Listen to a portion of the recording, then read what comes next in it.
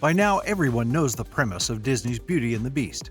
It's a tale as old as time. You basically have a prince whose arrogance has no boundaries and clearly grew up without learning how to properly treat people. This unleveled arrogance of his ends up causing him, along with all his servants, to be turned into a monstrous beast with a house full of sentient furniture, as the only way for him to break the curse placed on them by the insulted enchantress is to learn what it's like to love and to have that love reciprocated. This is where Belle comes in. After stumbling across the castle when looking for her father, she finds him imprisoned by the beast and bargains with the monster. Her life for her father's, and after forcing him to accept the deal by locking herself in the cell, she was now his prisoner. But, as you know, the two end up learning what love means. It's the sweetest tale about Stockholm Syndrome I've ever heard. But did you know that it's believed Disney got the idea for their story from a fairy tale that was published in the 1700s? In 1740, a woman named Gabrielle-Suzanne Barbot de Villeneuve wrote a tale titled La Belle et la Bete, which translates to The Beauty and the Beast.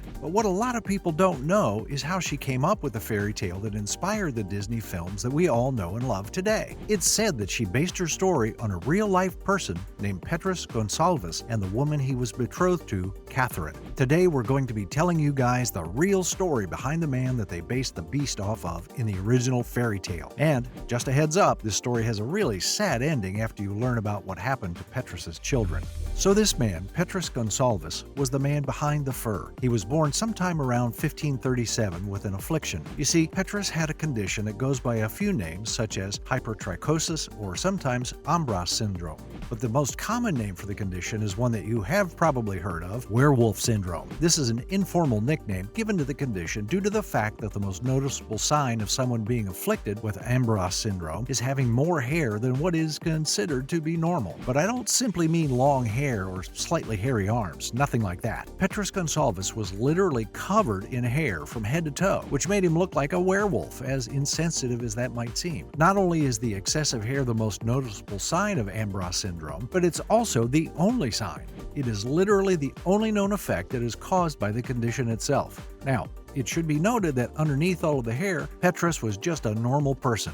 He wasn't any larger than your average male during that time period, and he didn't have muscles like a strongman champion either. That's a liberty that Disney took when designing the character for the Beast. In reality, he was more likely the size of the human form of the prince, who was significantly smaller than he was in beast mode. It was in France during the 1500s that Petrus, despite being a curiosity to the world around him, managed to find love in an otherwise cruel world. And the story of their family became one that was widely known during that time, especially in France. And, fun fact, the style of clothing and mannerisms of the townsfolk that you see in both the animated and live-action Disney versions of the movie all seem to be inspired by the clothes worn in the 1700s. This means they are taking their details from the fairy tale rather than the true story of Petrus Gonsalvus, who inspired the tale in the first place. And who, I might add, has a much more interesting backstory than an arrogant prince who needed to be taught a lesson. Because, you see, Petrus was never a prince and wasn't always called Petrus. He was actually born under the name Pedro Gonzalez on the island of Tenerife. Tenerife is the largest of the Canary Islands, which can be found just off the coast of West Africa. And being born in the mid-1500s as he was, people weren't as accepting as they are now. And the very noticeable difference in his outward appearance not only made him an outcast among his people, but it also caused him to be seen as less than human in the eyes of his people. So Pedro was eventually captured and thrown into a cage like an animal, and it was in that cage that he was fed like an animal.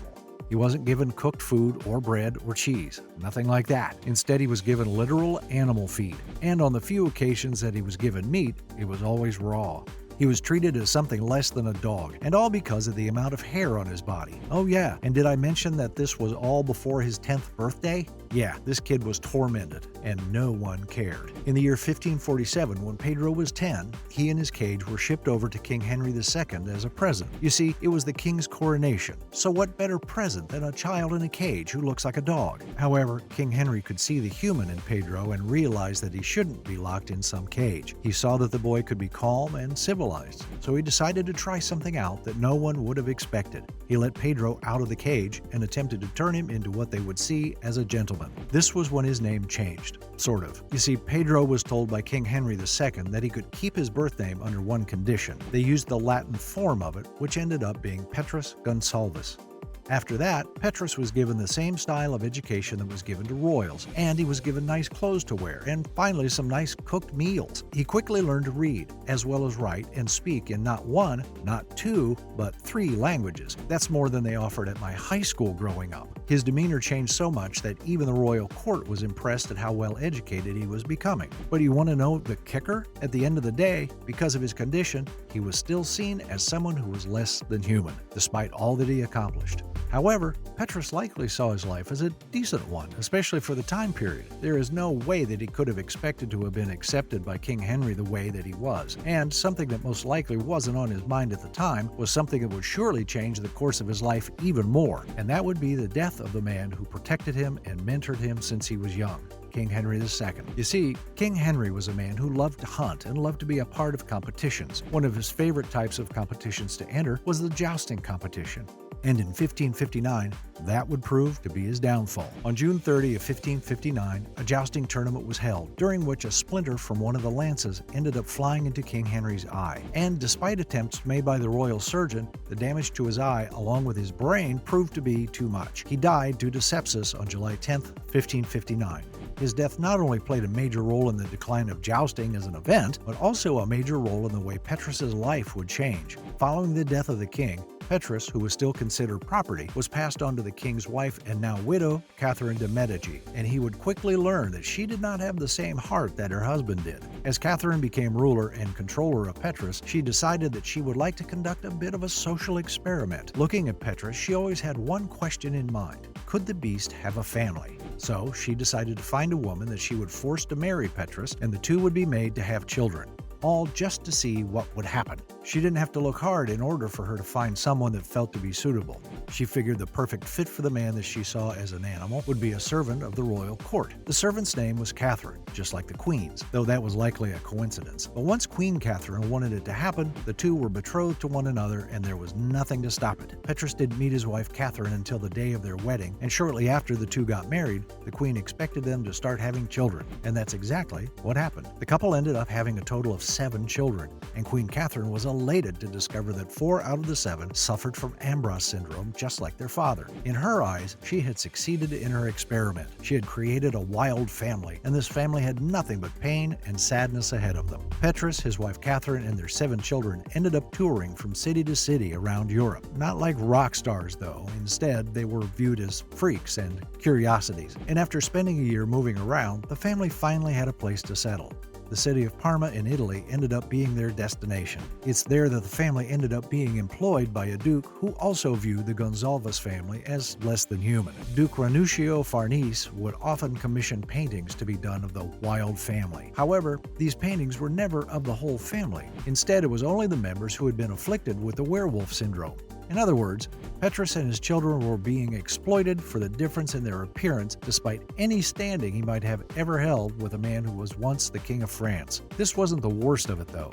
Petrus's 4 children who had the same condition as their father would end up learning what he must have felt like as a child, because the Duke ended up taking them away from their parents, throwing them into cages, and sending them to various people of upper-class standing as gifts. They were seen as marvelous oddities that almost acted as a way to display one's social status. Basically, if you owned one of the 4 children, everyone knew that you were noble in some way. When all was said and done, Petrus and Catherine were married to one another for more than 4 decades. It's unclear exactly what year Petrus ended up passing away. It's believed that he was at least 70 years old, but due to the fact that he was never seen as a human being and likely wasn't perceived as someone worthy of a Christian burial, it's impossible to know the exact year.